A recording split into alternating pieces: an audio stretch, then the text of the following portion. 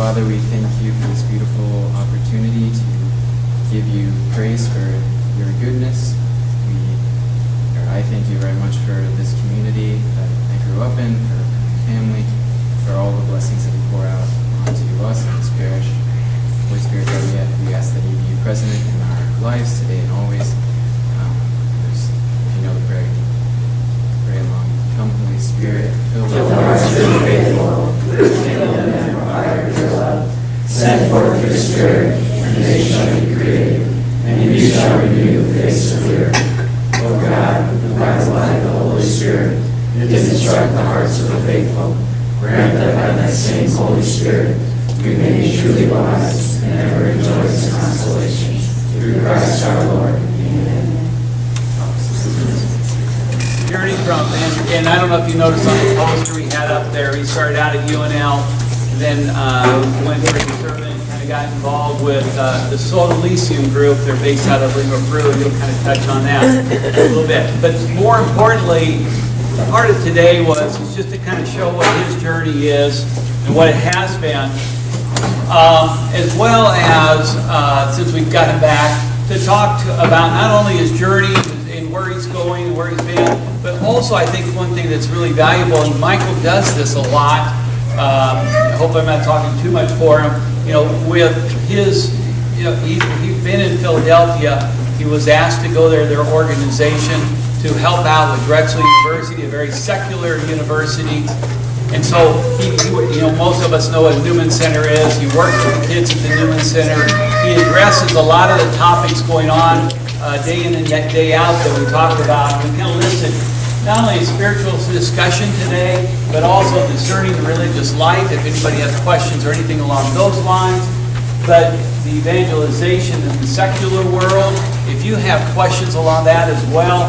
And then, of course, the Catholic, all the allegations and things going on there. Maybe there's some things to talk about. But it's somewhat formal to very informal. So if you have questions, you have things you want to bring up, and things to discuss, let us know for that aspect. We have to be done by the time Cowboys halftime. Yeah, it's a big, yeah. If I'm not loud enough, just let me know. I can have a quiet voice. So. Louder? All right. We just got done screaming at the Oscar game. So yeah, so I do recognize like 90% of you. Although I do have to say, there's a lot of names that I feel really bad that, like my dad, like I have a really hard time remembering some names. So, but definitely like come up and talk to me afterwards. I really like seeing everybody. It feels like really, really good, but really weird at the same time, being, especially down here, because, in a sense, this is kind of where my faith life started. Father Joe's still saying the Mass, and I guess our first year here, you came like I think when I was in 4th grade, so our 3rd year here.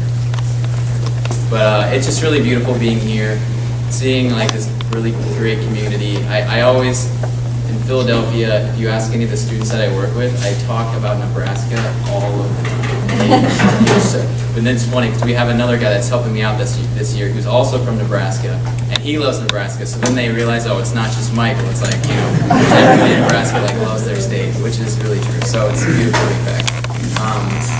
Yeah, so I'll try to keep my life journey relatively short, and then and if, I don't know. I guess if there's not that many questions, I can expand on different stuff with that, and Jen can help with some of the pictures around. But yeah, so most of you know I grew up here in Nebraska. I went to St. Isidore's, went to SCOTUS with Lauren right there in the same class, and then left that, and then went with Joe Hashke to University of Nebraska there in the back. But in my faith journey definitely started here. It was a wonderful experience. I always kind of tell people I wasn't really into my faith when I was in grade school and high school, but it was really, really important to me.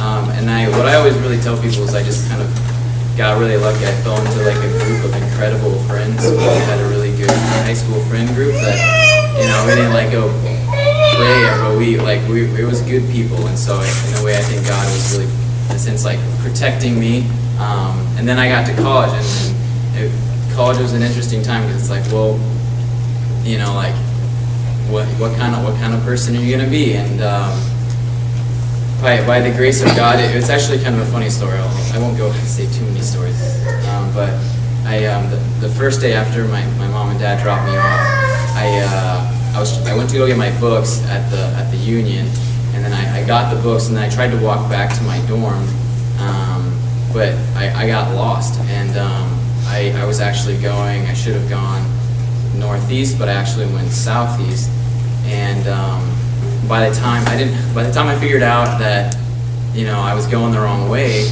I was at the edge of campus, but I didn't want to look like a ridiculous freshman, just like have a map and turn around. So I was like, okay, well, I'll walk around this building and then come back the other side, and then I'll search, you know, up north. So as I'm walking around this building, I see a guy that I had seen once in my life before, and you know, he was older than me, and I wasn't going to say anything. I was just going to walk by because I didn't really know him. But he remembered my name. It was Aaron Beauclair. He remembered my name, so he called me and he's like, "Hey, do you want to get breakfast?" And you know, I didn't really know anybody. Didn't really have any friends that went to UNO. So I was like, "Yeah, sure." And that building was the Newman Center. And then that's kind of how I, like, you know, God helped me get involved at the Newman Center there. And it was, to tell you the truth, like I went 3 years at the University of Nebraska. It was I look back on it like my most fun and in a way most spiritual years of my life.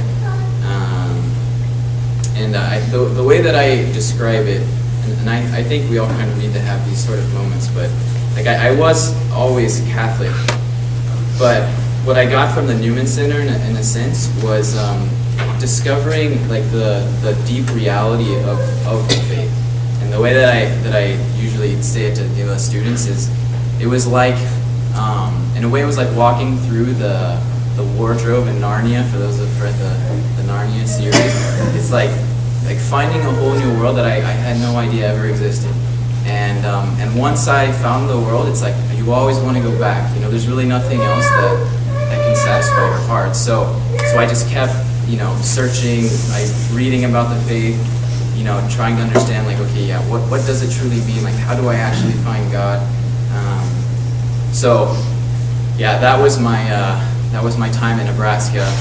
And then my third year of Nebraska, well, my first year in Nebraska, I went on a mission trip, and then I went back kind of to do the same mission trip my third year, and that's when I found this community that my dad said it's in English would be the sodality of Christian life. So I went to Peru, and I spent the whole summer there in Peru. I spent most of it teaching at a high school, teaching English at a high school. I didn't know Spanish, and then the other part was doing mission work. And I mean, with the whole vocational thing, it's so crazy how vocations work. But it was like right when I got to Peru, like I knew that God was trying to tell me something. It was an incredible sensation of not like nothing special or anything, but he was like, there was a tug on my heart where it's like, okay, something is happening here, and I didn't really understand what it was. And to tell you the truth, I didn't really like it. So that the 2.5 months that I spent there in Peru were the longest and most difficult 2.5 months of my life. And really it was because I saw that God was leading me somewhere, and I really didn't want to follow. But there was a point on the mission trip part of that trip that we kind of climbed this little mountain, and we opened the Bible and we started to pray, and we prayed a passage from Matthew 10, and it's a pretty intense passage. It's like basically like, if you love, you know, your son or daughter more than me, then you're not worthy of me. If you love your husband and wife more than me, you're not worthy of me. For those who basically do not pick up their cross and follow me, they're not worthy of me. And it hit me there like, okay, for a really long time now, especially even in high school, but especially through college, I would tell God, like, yeah, I want to do what you want for me. Like, I love you, I want to follow you. But it was that moment that I really figured out, like, well, I don't actually want to do that. Like, like I do love God, but I wasn't willing to do whatever He wanted me to do. So it wasn't like in that moment I was like, okay, I'm called to this, I'm going to go. But it was more of, yeah, I need to be willing to give my life to God. And we all need to be willing, to give our life to God in whatever way that looks like. But in my case, I knew that He was trying to show me something, but I was just kind of putting it off and putting it off. So yeah, got back down from that mountain, had a couple of really good conversations with the brothers there in Peru, and then flew home. And this is, I don't think I've ever told my family this, but so I got home and right after we got home, we went on vacation to that lake, Table Rock Lake, and I knew what I was going through. I didn't want to tell anybody because we had to get through like the vacation first, because I knew like my mom and dad were gonna be all upset, and especially Jen got really upset. But I didn't want to tell. So in my mind, it was like, well, I could just forget everything that just happened because nobody knows. Only the people in Peru know. It's like I'm not planning on going back there anytime soon. So I could do that, or I could choose God. I could open myself up to what His plan is for me. And so yeah, after the little vacation, we came home. I sat down with my mom and dad and basically like, hey, like, so I think I'm gonna take this semester off of school, and yeah, cause on this like trip, like vocational stuff started coming up.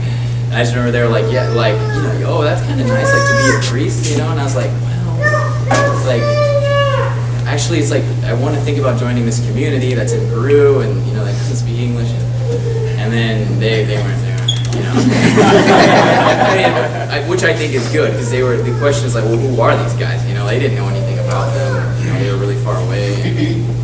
So yeah, doing a little bit of convincing, and when they started to meet the brothers, because there were brothers out in Colorado, eventually they became okay with it. They dropped out. Well, the idea was to take a semester off in Nebraska, but I ended up just stopping after my junior year. I moved to Colorado for about 11 months up in the Rockies. It was right by Estes Park. I don't know if you guys have. Incredibly beautiful. And then in 2010, I moved to Peru. And then I spent from 2011 to 2014 with the community doing our formation.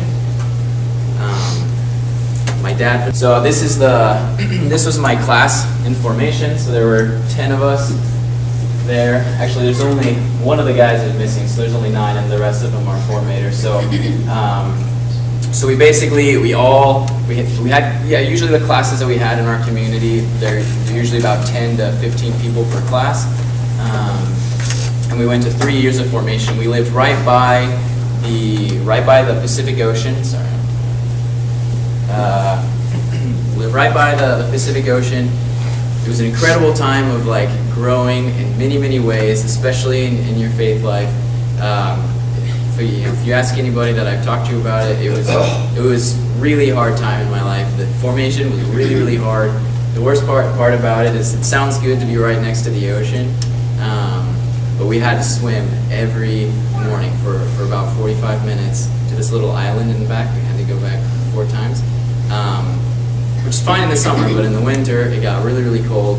So there was like it was really intense. But the idea was like you're growing, and you're in community, so you get really close to this kind of like a Catholic boot camp. I think they went a little overboard. They've changed a little bit of the formation since I've been there. But yeah, and then just growing in discipline, and but then we prayed for 5 hours a day. We took classes, a really, really rigorous thing. A little bit more. Now I'm in the seminary, which I'll get to that in a second. But yeah, every moment was kind of scheduled. You learned how to like dialogue. You learned how to really study. You learned how to do like research. You learned how to like talk to people about all centered around Christ. We even had like a lot of like cool apostolic experiences. Go to the right.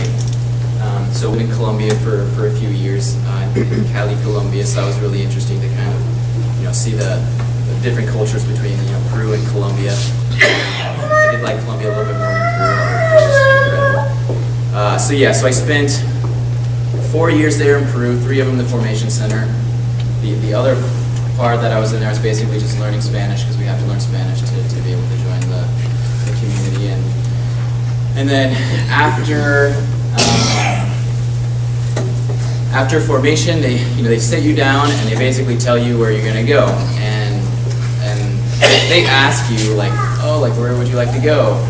But it's like, you know, it doesn't really matter, you say. You know, but so I was really surprised when they sent me to Philadelphia, and you know, I was like, you know, a little shocked. So I was like, oh yeah, it's interesting. We've never been. And my formator, you know, like being a kind of a hard guy, is like, well, we didn't have anybody else. So I love being out there in Philadelphia. Not so much the city. I mean, the city, you know, I can give or take, but the opportunity to work with college students for me is it's such a huge joy, because my faith I really found in college, or at least it really took root at the university. And so to have the opportunity to work with college students, to help them have the same relative experience that I had. It's a little tougher though, because University of Nebraska is you know, you guys probably know, they have an amazing Newman Center. And then I get to Drexel, and I learned that 3 years ago they sold the Newman Center, so we just have like this little office in a chapel, and then they merged us with Penn's Newman Center, but everybody thinks it's still Penn's Newman Center, and so Drexel doesn't really want to go there, and it's like this whole thing that you gotta work with always. But the opportunity just to work with college students is just amazing for me, and to be able to see like the students growing, it's just wonderful. So I mean, I'd be really happy. And then 3 or 4 years ago, I started studying formally at the seminary. Our community it's a lay community, so most people actually aren't priests. So we do all of our formation, and then if you feel called to be a priest, then you start doing your formal studies at a seminary. So I started studying at the seminary there in Philadelphia. It's 3.5 years ago. So I just it took me 12 years. I just finished my undergrad last May, and now I'm starting in the theology. So I'll have 4 more years before I finish the seminary. And there's a few pictures of the seminary. It's really beautiful. Yeah, that's all the leads of the seminary. That's my mom and myself walking in the library. Just a beautiful place. That's where I study now. Yeah. Is that the seminary? Yeah, all that's the seminary. Yeah, and they don't send in Omaha Diocese. They don't send people there, but the Lincoln Diocese sends some people to study there. So I get to spend some time in Nebraska and at the seminary. This is another picture of. This is my house in Philadelphia, and a bunch of students just hanging out with us. That's Father Carlos. He's the priest that I live with. There's one priest in our house. There's 7 of us in the house altogether, brothers, including the priest. And then this was at my graduation last year. So I don't know if you guys are familiar with Archbishop Charles. He's the Archbishop up in Philadelphia. This was my graduation in May. And so if you go back, it's like I look pretty tall with this group of people here, you know. And then the next picture is the guy who gave the talk at the graduation. But he gave one of the most amazing. He used to be a Swiss Guard. He gave an incredible talk. Really, really enlightening. Is he a priest? He's not a priest. No, he's married with kids, and just had a really good experience working with John Paul II. So he goes around kind of talking about that experience. So. Yeah, then there's one other, there's a video that I kind of want to show of the Formation Center. Just to kind of, I'm not going to show it all, I'm just going to show like a minute and a half. That kind of gives it a little taste of like what it was like in the Formation Center in Peru. So.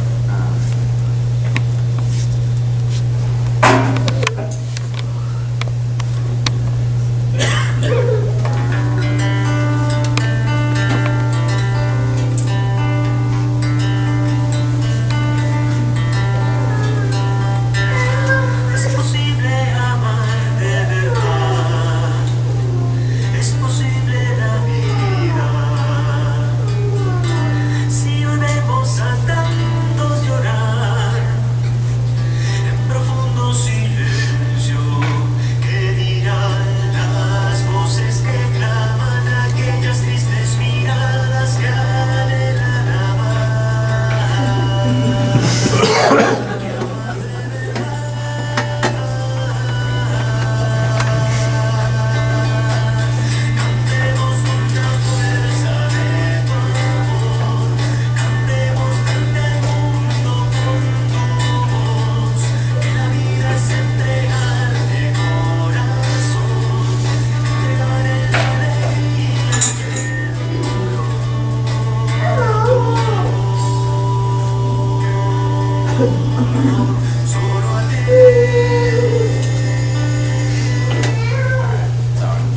see the whole video. It's more of the same pictures. But that's kind of just a little bit of what the communities look like. And Okay, was that a nun in that last picture? There No. was a nun with their son with hair. Curious. Yeah. oh, that's a statue of Mary. Oh.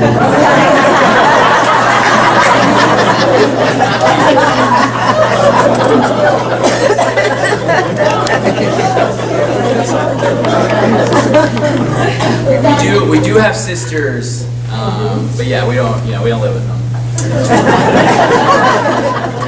We have a similar statue of Mary in all the communities, so that's the. Okay, because in those pictures, I would have liked to have seen which one was you. Okay, are you in this picture? Experience. I do, and God has blessed me in so many ways, like not only my family, again, like this community, but like it's been an incredible adventure. And I tell the students all the time, like I haven't had a bad day in years, you know, like it's just, I mean, it's obviously like, no matter what type of vocation in life that you choose, like there's going to be difficulties, and you know, love most of the time isn't easy, and that's what every vocation needs. But love is always beautiful, you know, and that's really, you know, John Paul II had this really, I think it was John Paul II, had this really cool like quote where it's like, or no, I think Mother Teresa maybe. We're not called for comfort, we're called for greatness, you know. And so, you know, and that's, you know, it's like, you know, when we went on the mission trip, you know, that's kind of that idea. It's like, yeah, it's really hard, but at the same time, like, I'm so glad, you know, that I do it. You know, otherwise life would just kind of be, you know, a lot more meaningless. So yeah, that's what, you know, I can. If you guys are interested, I can tell you a little bit more about my community itself. That's kind of, we have a motto. It's more of Newman's motto, but we've kind of taken on as a community in Philadelphia too, which is like heart speaks to heart. This idea that, like, really it's about love and it's about relationships that really give life meaning. There's like, this is getting a little philosophical, theological, but Benedict XVI, who I think was the greatest pope that ever lived, he has this reflection on what it means to be a person. He says that person is relation. You take it, you see the Trinity, it's a trinity of persons, and what are they? They're in relation. He says, well, that's the same for the human being. A human person, to be a person is to be in relation. And to be in a true relation, it requires love. And love always requires sacrifice and generosity, right? But it just makes life so beautiful. So, yeah, I think that's it. Unless you guys have more questions about just kind of like my journey itself.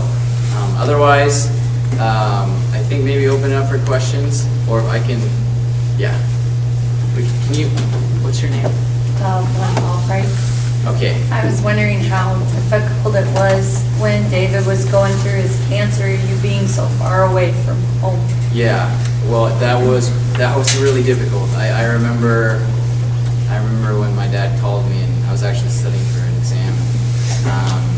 Yeah, I remember where I was at, and I knew that something was really wrong. I remember exactly what he said, but it was like, "Are you ready for this?" And I was like, "Yeah, what's going on?"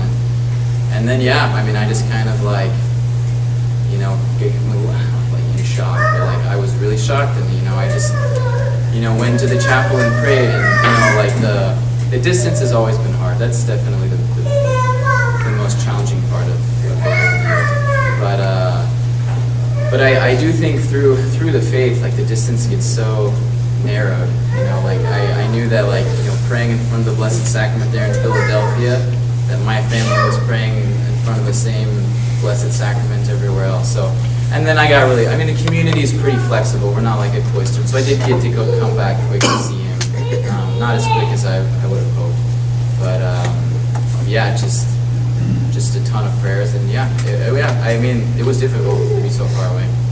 I'm sure it was difficult for my family, for me to be far away too. So I do recognize that it's not just me sacrificing; that it's a family sacrifice, you know.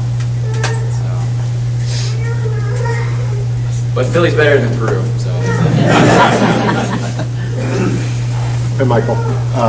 How many students at the seminary, and how many members of the community are there? I'm the only one studying at the seminary. Next year there'll be another guy from our community, and there's about 150, I think, students in total, but from all different dioceses. So, How long have you been at school? at this school, this is my 4th year. Good question. I feel like it's been forever, though. So is the community improved after? Oh, yeah. So when did you know that you wanted to be a priest? Well, yeah, so it all kind of happened at the same time. When I kind of like discovered, so when I had this kind of revelation, like when we were on this mission trip, we read the passage on the mountain. It was basically like, okay, like I need to open up myself. And then I said I talked with a couple of people. So basically the discussions I had when I came back down is like, how do you discern your vocation? You know, like what's the nuts and bolts of that? You know, I sat down with somebody and he kind of explained a lot of stuff to me, and it just kind of like clicked right there. It's like, okay, like I think I have a vocation, and it very much felt like a priest within the Sodali community. I mean, it had to develop through a lot of spiritual discernment and a ton of prayer. But and I'm not perpetually a professed member of the community, so I'm not like all the way there yet. But at least from what I see, everything that was kind of calling me to the priesthood or the community, like it was a both and type of thing. So my vocation to the community, kind of at the same time, was to be vocation as a priest within the community, if that makes sense. So at the seminary you are, did you have to be part of the community first? Yeah, so I just take classes there. I don't live at the seminary. Most people live at the seminary, so it's just intellectual formation that I get at the seminary. So my spiritual and human formation comes from my community. So yeah, so I will be, if I'm ordained, I'll be ordained within the community, and I'll be obedient to the superior of our community, not to a specific diocese. Okay, so what's the name of this community? It's the technical name is the Sodalicium Christianae Vitae, or in English it would be like Sodality of Christian Life. It's a very small community. And you're going to be gone to it Even after I become a priest. Right. Yeah. Yeah, so I will live in community with other priests and lay people within the community, and then they decide where to move me and which community I live in. Is that? I mean, it's pretty similar to other communities. That's a pretty normal thing. I mean, this one, what makes this one not very normal is that it's technically a lay community. So the original plan wasn't to have priests, but then there are people that felt like they were called to be priests, and so priests got incorporated into it. And so the superior that I'll have as a priest will be a lay person, which is a little bit not as normal within the church. It's happened before. Where are there priests though that went to priest? What possible places do you send you throughout the world? Just anywhere that we have a community. So in the United States, there's only 2 places, in Philadelphia and in Denver. We're all over South America, especially in Peru, Chile, Argentina, Brazil, Colombia, and Ecuador. And then we have a couple communities in Italy. I met the Jewish Center in Omaha. So a 2-part question. Yeah. What do you see that students need the most transitioning from the college into the parish? How can parishes be open to receiving those students, those communities? Yeah, that's a really good question. Can you repeat the question? Yeah, so you have to. I actually didn't hear the second part of the question, but yeah. So what do especially students kind of at a Newman Center, like what do they like? What kind of advice would I give, or what do they need most? Transitioning from like a Newman Center setting to just a regular parish setting. And what was the last part? How can parishes be open to receiving? Okay, yeah, and then how can parishes be open to receiving the students? So yeah, to tell you the truth, like it's a tough question, and we get it all the time. In fact, yesterday there was a student or a past student of ours that texted me. She's having a lot of trouble, like okay, because they live a really intense experience in the Newman Center of community and faith, and then after that they move somewhere, and then they go to a parish, and most parishes aren't like the parishes that we have here in Columbus, and it's just kind of dead. And so, I think it's kind of both and. So first of all, yeah, what do you need as a parish? And then but then like, okay, well, if that parish isn't offering, obviously I'm called to live my Catholic faith still. So what do I do? It's best to transition. So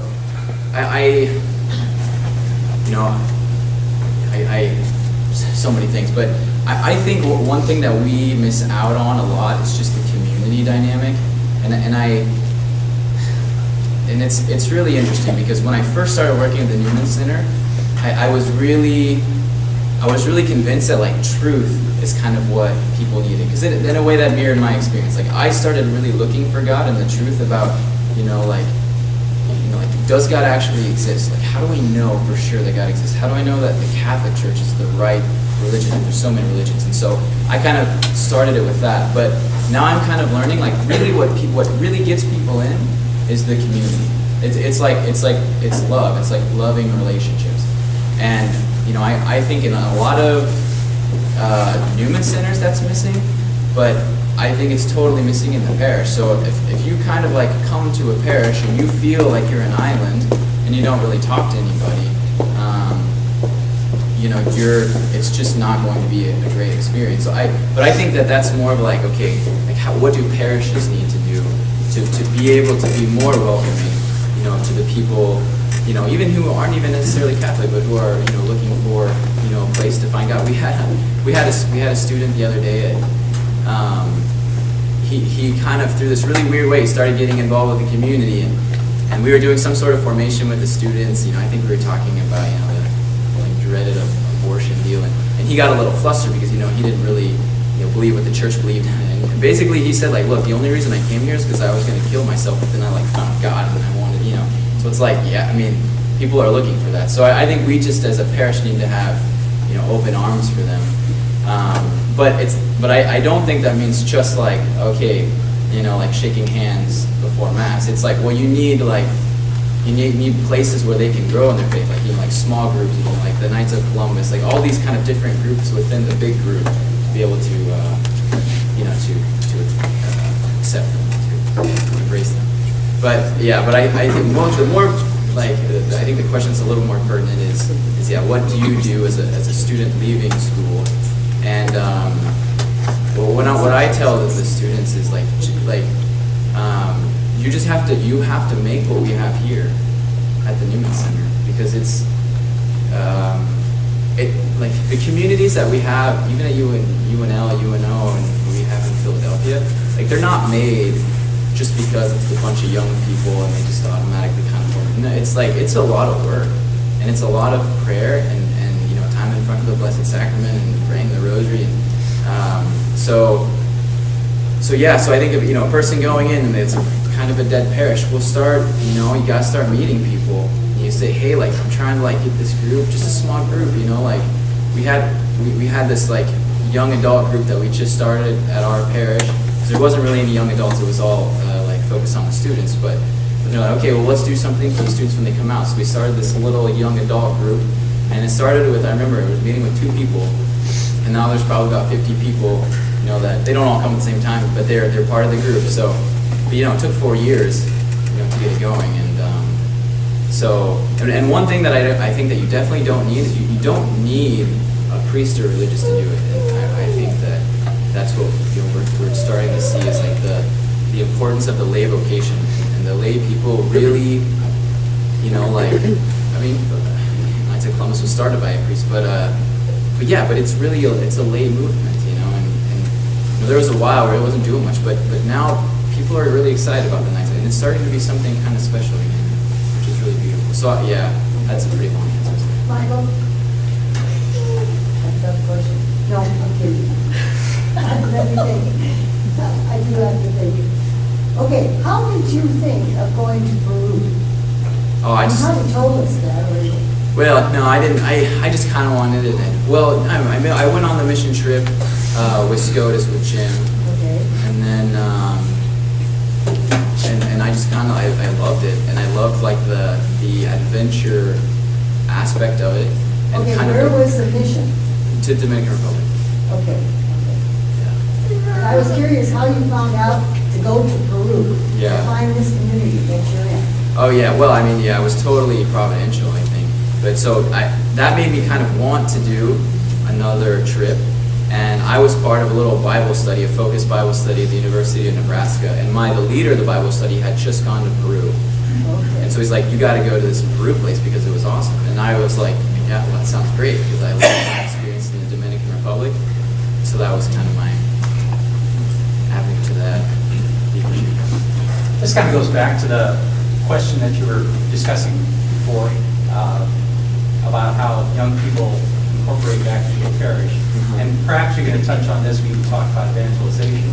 But isn't it really, the parishes need to be open to this, and then the young people kind of can inject a life, a new life back into the parish if they're open to that. Yeah, 100%. Yeah, it's hard to... I think that's kind of what we're searching for, is to how to mesh all that together. Right. Well, and I think a lot of parishes are open. I think you have a lot of priests that are really tired and overworked, and there's not a lot of priests left. And so, but there is working with a lot of priests and religions, but there is a little bit of sense of pride of sometimes the priests kind of want to have like control, and so there's a little bit of like, oh, you want to come bring something new. So you can sometimes they're not open in that sense, but most of the time they do want help, and I do think it's important to talk to your priest if you're trying to start something in the parish. But yeah, you need both. If they're not open, it's really hard, to do something. And the Archbishop Charles, he was asked once, like, what do I do if my parish is just horrible? So I'm just go to a different parish, and they're closing parishes left and right out in Philadelphia. And I don't think it's a bad thing. It's a sad thing, but I don't think it's a bad thing. And I do think the church is going to get a lot smaller. Yeah, but if it's a bad parish just because, there's not a lot going on, but the priest is open to it, I do think you can be that one who, because, the parish isn't the priest and the deacon being open, it's the community. So if a person is willing to really start community, then they can be kind of a catalyst for change at the parish to help them to be open.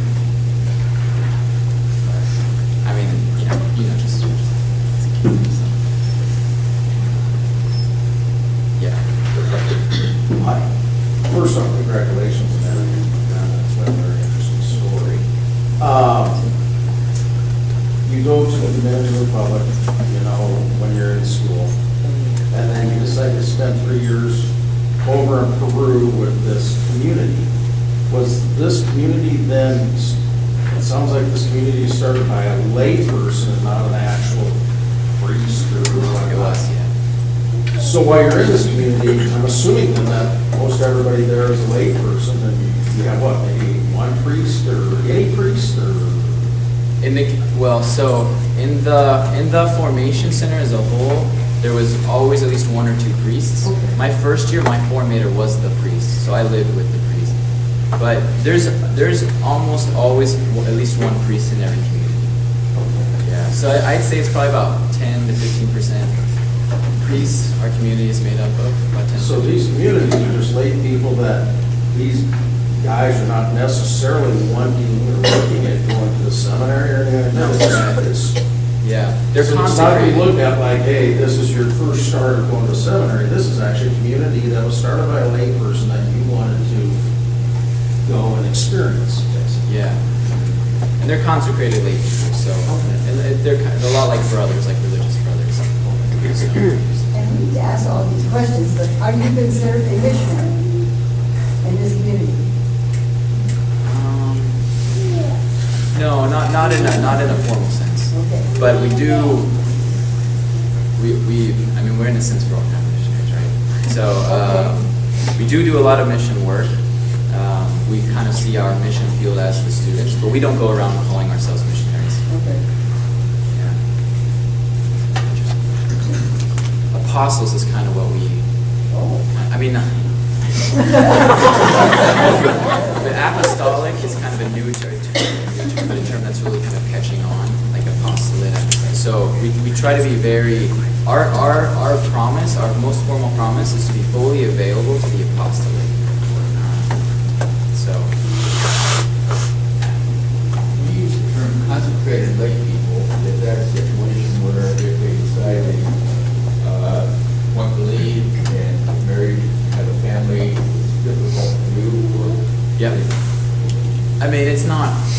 it's probably a little less difficult than a priest who wants to be laicized. Just because with priests, it's a little bit, you have to jump through a few more. So the idea is that you're never, that you're faithful to your promises. What exactly does consecrated like mean? Yeah, well, that's a good question. So, I mean, it's, basically what you're doing is you're consecrating yourself to God and to the mission that we have. So, to do that, we take promises of celibacy and obedience and communication of goods, and a promise to be fully available to the apostolate. So we consecrate our lives to that mission, and to God to do that mission. So. You mentioned you're working with Drexel University. Is that something through your order that they wanted you to kind of take that on? So the Archbishop invited our community to work with the University of Pennsylvania and Drexel University. Okay, nice. They just gave me the Drexel card. Nice. And you said they kind of merged those together. Yeah. So obviously it was getting smaller then. Is it rebounding at all, or is it still kind of getting smaller? Or? Yeah. Actually, I had the blessing of the guy who was there right before me, who I had a chance to live with, Michael Chavans, that I had a chance to work with for a year before he left. He basically said he started from scratch. So he went out to like the volleyball courts, asked if anybody was Catholic, and if they wanted to be part of like the leadership team, so they would start a Catholic student group on campus. And so, we inherited it pretty small, and it's grown a lot. Not anywhere where I would like to see it, but that's kind of what we got it. Sorry. Are you like helping other people to become more caring, giving person, like adults, or Yeah. like what exactly do you really do when you? Do you mean at the Newman Center specifically? Yeah. Well, really, the goal is to help people experience Christ, and then through that, there's no way that they can't be a more generous, giving person, right? So, but we, all sorts of retreats, like small groups, a lot of sitting down with people one-on-one. There's a bunch of leadership, kind of Catholic leadership training. Is it like focus in a way? We work with Focus. Actually, this is our first year that we have Focus. Okay. So Focus is on small groups and one-on-one discipleship. So it's a little bit more broad than that, because Focus, they don't want to lead the semi-annual retreats. They don't want to work so much with the paperwork in the university. They want to be kind of fully there with the students and developing a relationship with the students. So in that sense, it's similar, because we're doing all of that. But then we kind of have to take care of all of the practicals too. So. Do you want to talk a little bit more about the apostolate in South America, how that's different from your one? Yeah. So I didn't do a whole lot. I was only there for 6 months after formation, and I did primarily mission type work. So we would take students, kind of like we would take students and we would take them to the poorer areas in need, and we helped work with the communities and the students and kind of brought them together. Okay, what do you need? What can these students do for you? Translating to, because the students don't usually know. Well, they come from the United States, which most of them did. They didn't really know Spanish at all. So my little bit of work there was with that. But we have tons of projects in South America. A lot working with the poor. We have schools. We have actually a pretty big university in Peru, in Arequipa, Peru, not in Lima. We have this center of culture where we work with people and kind of developing art. So there's a lot of times you go to South America, there's beautiful art and it's sold for a penny, and so they try to work with them no, you can make a living off of this, and just to help them appreciate what they have in that. A lot of vocational work, a lot of confirmation type stuff. We have parishes, so it's not that much different, but in South America there's definitely more of an emphasis on working with the poor. Okay, so then do you have the nuns have a mother house? Do you have a mother house? Yeah. Yeah, it's in Lima. Now where is it? In Lima. Okay, so that's where it is. Yeah. And then we have a formation house too. Which is also in Lima. Michael, I think the word that you used that is touching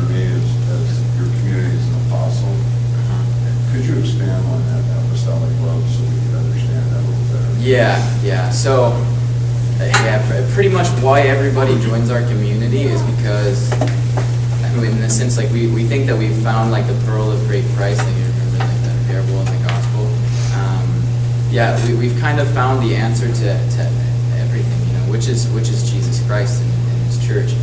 And the world doesn't really know, you know, and it's a beautiful treasure. So what do you have? A beautiful treasure that like not a lot of people know about. Well, you want to share it, and so I do feel like, and you know, we've had a lot of discussions about this with the community, that like our goal, you know, at the Newman Center and with the community is to help people see like the treasure that either they don't know that they're outside the church, or if they're in the church, to see the treasure that the church is, or that the faith is. Because if they actually recognize the reality of what they have in front of them, like how do they not share that? It really, I think it's impossible unless we don't really understand. I mean, we all like have moments of weakness, and I have plenty of moments of weakness where like, you know, I'm just kind of go through the daily routine and everything, you know, becomes normalized, and it's like, oh, well, I'm a little nervous to like talk to that person just because I don't know them. So, but if I ask myself, it's like, okay, well, you know, like if Jesus Christ really did come 2,000 years ago and He saved us from sin and death, and if we believe in Him, we will rise on the last day. It's like, that's incredible, you know. So, I mean, there's obviously like a lot of details, but I think that at least for me, like that's kind of the way that I see it. That we have something that's so precious. The difficulty, I think, is getting people to understand how real it is. Because if it is real, like how does that not change everything about my life? You know, it really, it has to. You know? So, but then like, yeah, how that's the difficult part. Like how do you help people see like that it's actually like real and pertinent to their lives? And I was having an interesting conversation about it, because you have like the first, you know, apostles, or like the early church martyrs, where they would kind of go to all these new places, and they would tell people about God. And you know, we were talking about St. Patrick in particular. It's like, how does a guy go to just this whole island? Sorry, Mike, just a minute.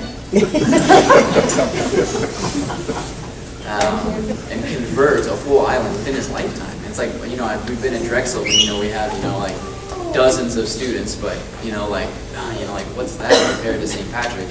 And the difficulty for us now is like, well, people have heard over and over and over, and they see the crosses on all the walls, and it's just like they're numb to it. Kind of like, you know, violence on TV. It's like, well, like, you know, it doesn't do me any bad like seeing somebody get killed on TV, because I'm used to it, you know.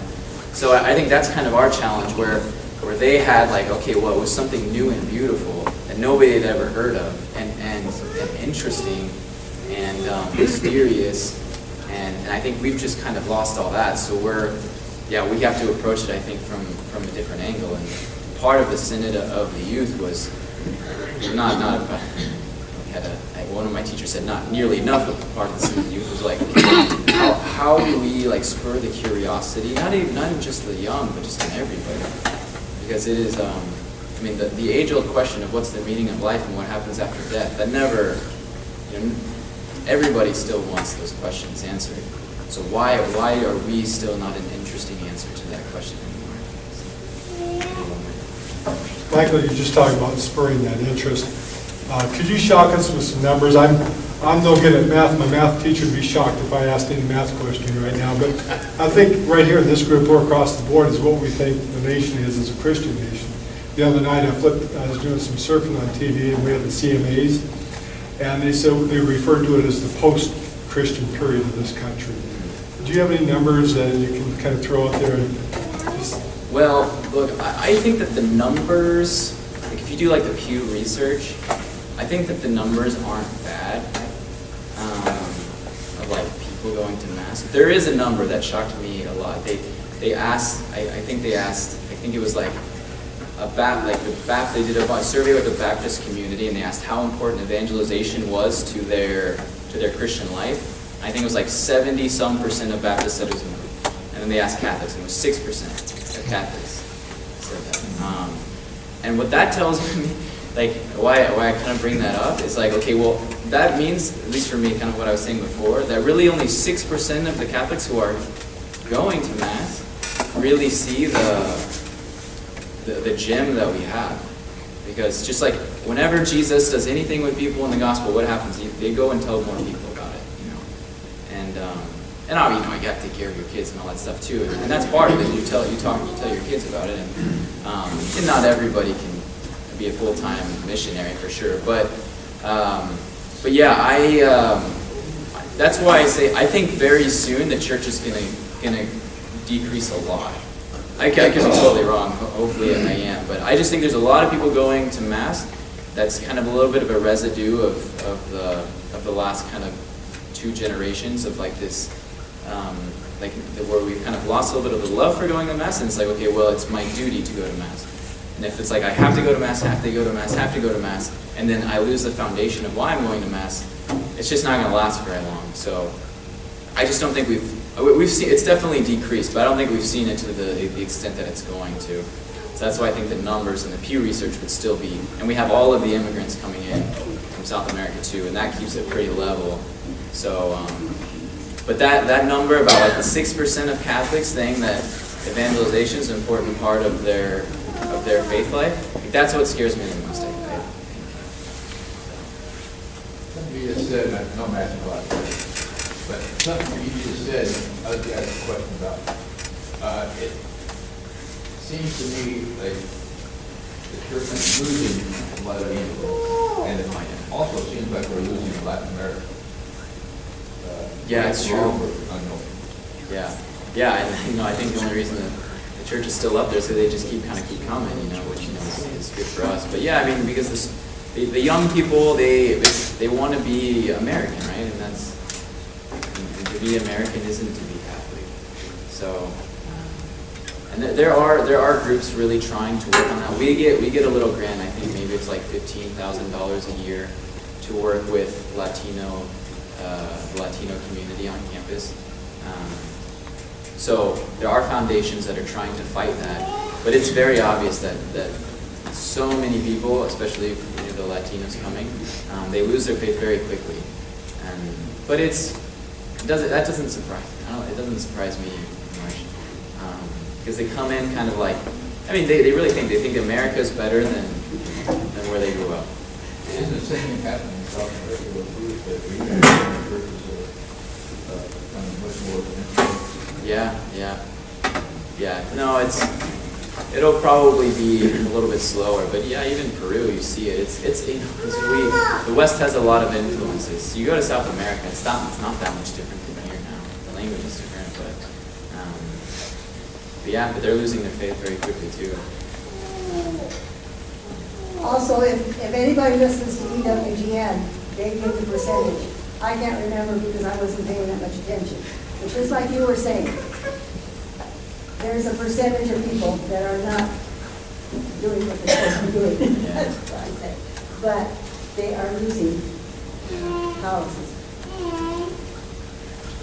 Since Mrs. Sokol's phone went off, I just can't help but not ask you, how in community, when you get out into the secular world, so how does community deal with all this nonsense? Yeah, no, it's a good question. We've actually talked about that, because we have phones. And formation, though, you don't have anything. First 2 years of formation, you can have the internet, and you can look up Catholic news and email.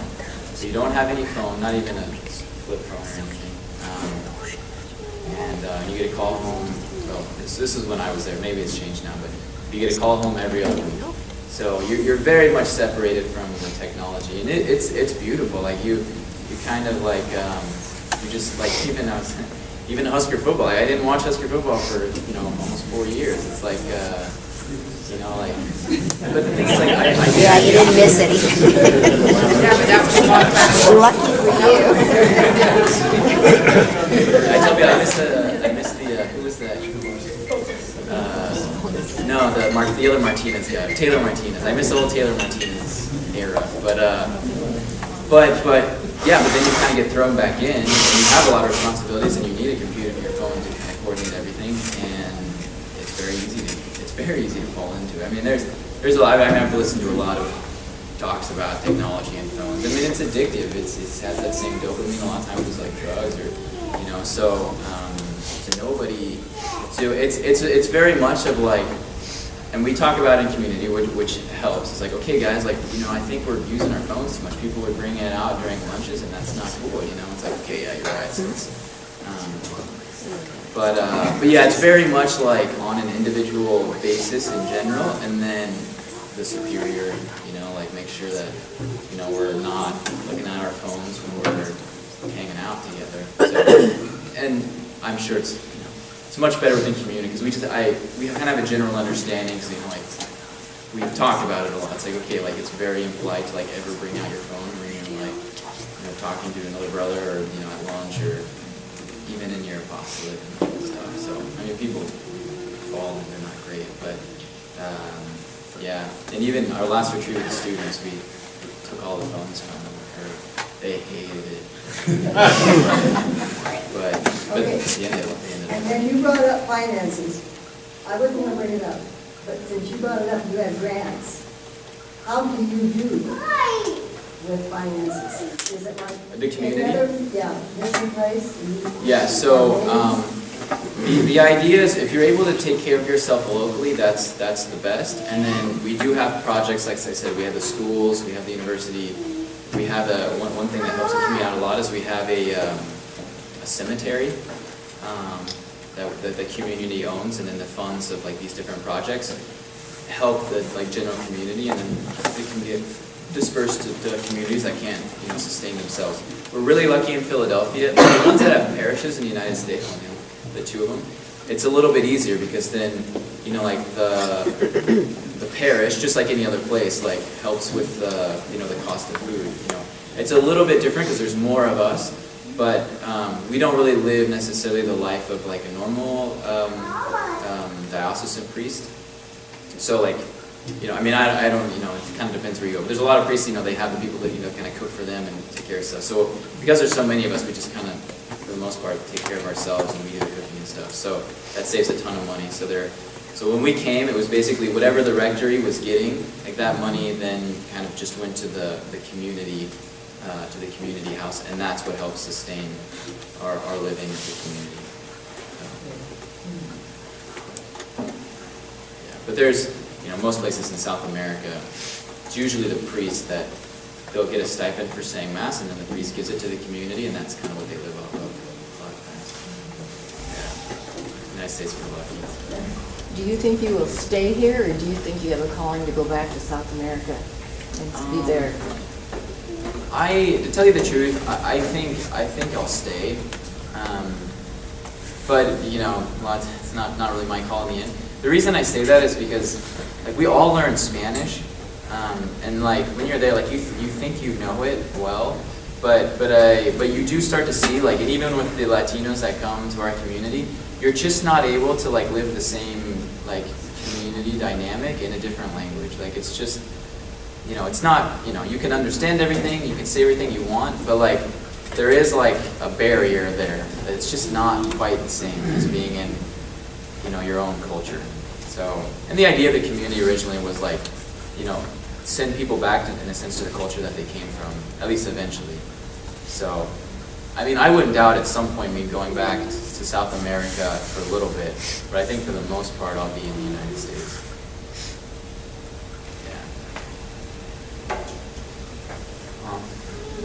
Michael, maybe explain the apostolate of the Denver community, just so everybody knows about that. Yeah, so in Denver's, it's a little bit more complicated. So they have a parish, it's called Holy Name. And so there's the priest that has the parish, and the community lives in like what was the rectory. But they have, like in Philadelphia, we have one main project, which is the Newman Center. And we take care of the Newman Center and the parish, and it's all right there.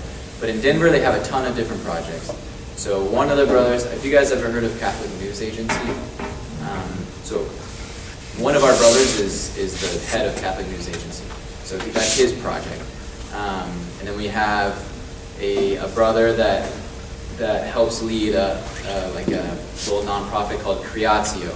which like does like adventure and mission trip type stuff. So a ton of trips to different places throughout the world and throughout the United States, helping students to kind of find God in nature. And then 2 or 3 of the brothers work on one of like our favorite projects in the United States. We call it Christ in the City, which is a project to help the homeless in the streets. And it's and the focus there is much less on the physical needs that they have, but more on the relational and spiritual needs. So the idea is to go to basically to be friends with them. So they get 30 people. Usually, I think you have to graduate. We definitely graduate from high school, and at least kind of going into college. But then they commit at least 1 year to like living at the house in Denver and doing mission work on the streets every day. So those are the projects in Colorado.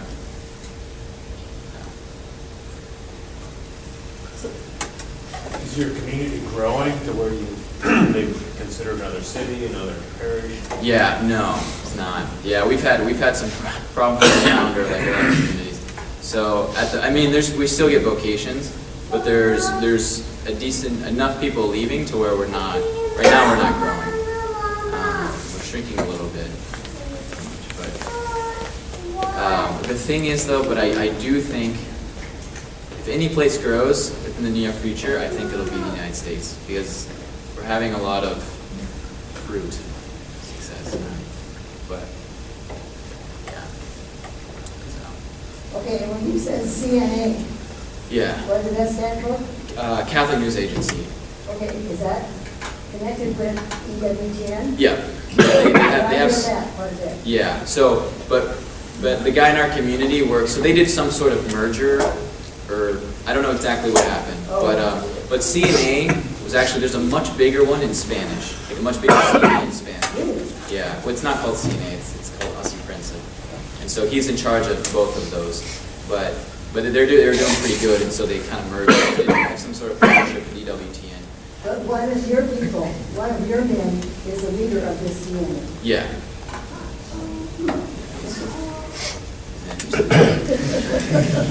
And Michael, you talked about the cultural shift earlier, and then you mentioned some of the Western's influence in other places around the world. And then you brought up that stat, which I thought was super interesting too. So, as a Catholic, what are our individual roles then within our community, at the world at large, and in our nation? How do we navigate those changes specifically, and then how can we contribute to better those evangelization numbers? Yeah. Well, that is a good question. I think at least the approach that our community takes is that it's always at an individual level, and it's really when we talk about focus, it's the same thing that focus does. It's like, well, you could have big projects, like CNA is one of them, where it's like, okay, you dive into the culture and really try to change a lot of stuff kind of quickly. And that's really good, and we definitely need a lot of that. But the approach that our community takes is more of like, if I can change one heart, and then that heart becomes part of the 6%, and maybe it goes up to 7%, now that person's telling more people about Christ. And the people that they tell about Christ in the church, they're going to start telling their friends too. And it's like, you ever see like Les Mis, Les Miserables? My favorite piece of art of all time. But I usually, when you're talking church scandals, one of them I usually use when I talk about church scandal. But there's a lot of parallels there that you can look at, and you want change in France. I don't know, if you guys don't know, it's a musical set in like right after the French Revolution, and like people are just miserable. Miserable is what it's called in French. And people want change, and so you have a lot of parallels. And one of the parallels is you have what's the dude's name that marries the daughter? So you have a guy who basically wants revolution, and there's a bunch of young people, and within the movie and towards the end of the movie, they try to get a lot of people to basically have a revolution where they fight against the leadership. And how do they do it? Well, they do it with guns and just trying to start this massive movement. And so that's one way, in the sense of of them changing it. But then you have the parallel of Jean Valjean, which is just this guy who's basically, he's a criminal, a convicted criminal, like living on the run, but he found God. It's super beautiful. If you guys haven't seen this, it's the most Christian thing I've ever seen outside of the Bible. But basically, he found God, and so what does he do? He just tries to love people, like one-on-one, love people as much as he can. And he doesn't change the culture, but he changes lots of people. And then you see in the movie how many people he ends up touching. And then what happens to like the people who wanted like to change everything really quick? Well, I mean, in the movie they all die. And again, that's not to say like, okay, well that's a dumb way of doing it. But at least the approach that we usually take is like, yeah, that if you're able to like love one person at a time, and you really do love them, then that's really going to change their heart, and not just change it for a minute, and then they'll go back to doing what they're doing before. Hopefully, it changes them for a lifetime. So we need lots of people doing that. That's why the lay people are so important, because the priest can talk to a lot of people, can't talk to everybody, and you can't give everybody enough time that they need to really, live a full Christian life.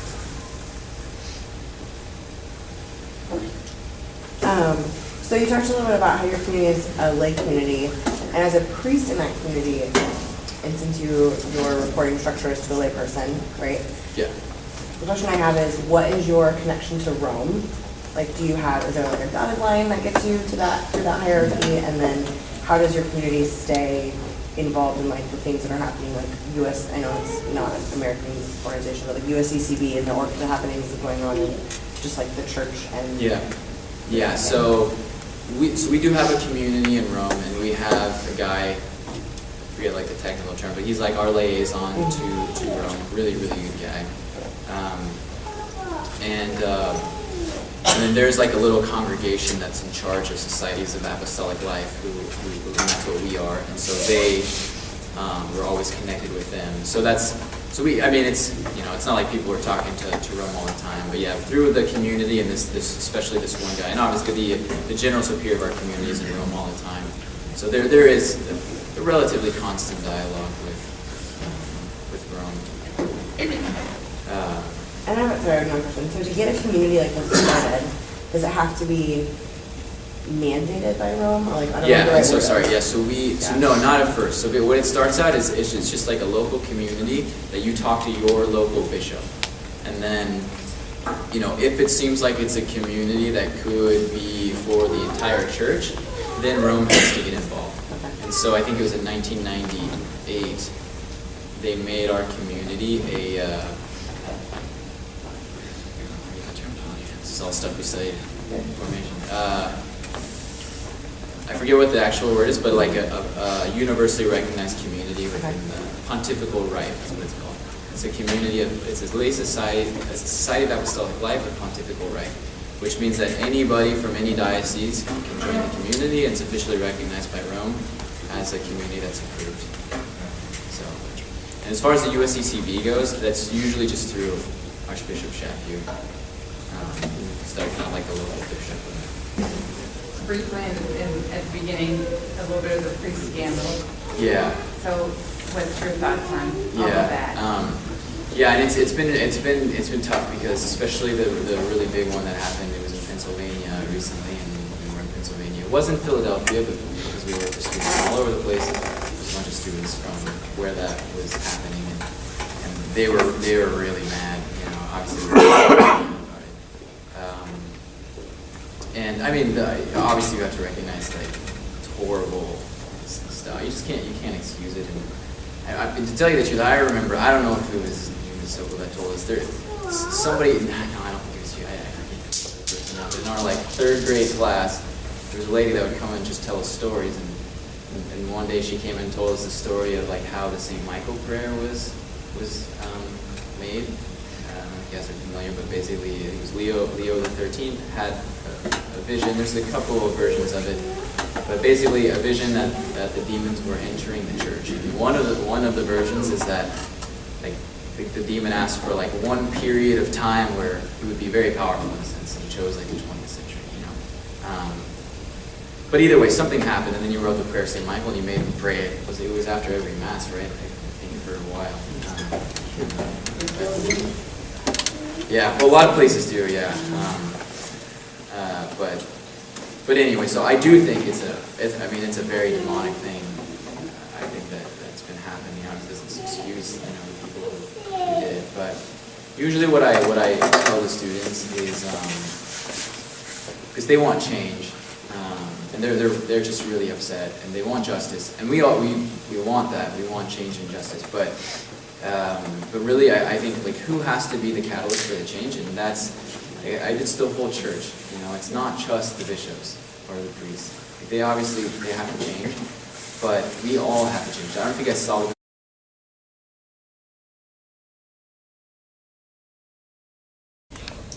And he got caught looking at pornography on television or on the internet. And right away, he's out of the priesthood. Now, I know nobody in Columbus would ever look at pornography, but hey, it happens sometime. I think if it could have been given a chance to be very apologetic, gotten some help. My computer's open, anybody can come in and catch a history anytime, do something like that. I think he could be a wonderful priest today and probably would be better than some of us who are learning from his experience. But right now, because their bishops are so afraid of legal implications, they'll jump on anybody who does anything, and it's really sad. Father Joe, I'm glad that you're writing a letter. I wrote a letter last week to Archbishop Lucas about Father Andy Searing, and the fact that there is no new allegations and he's now out because of something that was dealt with 5 years ago, and as far as I know, there hasn't been any problems since. I'm telling you, I think we're going to look back on these times and think, And we had a priest recently who was accused because several people were mad at him, and one said to the other, this is a good way to get rid of him. Unfortunately, the guy wasn't smart enough. He gave a whole bunch of dates when these things happened, and Father wasn't even around. So it was obviously, of course. We had another case where a priest was accused by a guy who just got out of prison at the time when the church was being sued, and hey, this is a great way to make a lot of money. And the problem is, once you're accused, the bishop right away suspends you. How do you defend yourself? So I think, we have a long way to go. On the other hand, we can't justify any of the bad actions that have taken place. But my concern is, first of all, people ask me or they complain about the Pope. First of all, the Pope never calls me. And he won't listen to my call. The bishop, usually I don't bother him. It normally doesn't bother me. My job is simply to try to be the best priest I can be, and your job as Catholics is to be the best Catholics you can be. And no matter how bad times have been in history, and we've had bad times of 3 popes and so on, in every age, people have become great saints through the Catholic Church, and that's what we're called to become too, to become saints. That's the important thing, and that's what we have to do. Father, we talk about what we should do, and I'm going to stand up.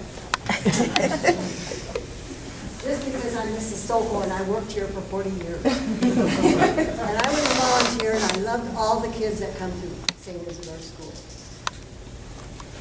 Talk about the good things that have happened with some of the priests. All right, when I was in the 5th grade in a Polish parish in Duncan, okay, we played baseball. And the priest would come out and he would referee. Okay, I want to tell you a good little story. Because what happened was, I was up to bat, and I was good at it. My last name was Kashiba, my maiden name. And you know what he told me? He says, okay, you little Koshabinka, let's hit that ball. Now, everybody talks about, I hope you're not putting this on there. Thank you. They talk about all the abuse, okay? I want to tell you that priest, if he didn't get to heaven, I don't stand a chance. But I just want to tell you something good. Did you hit the ball? I sure did.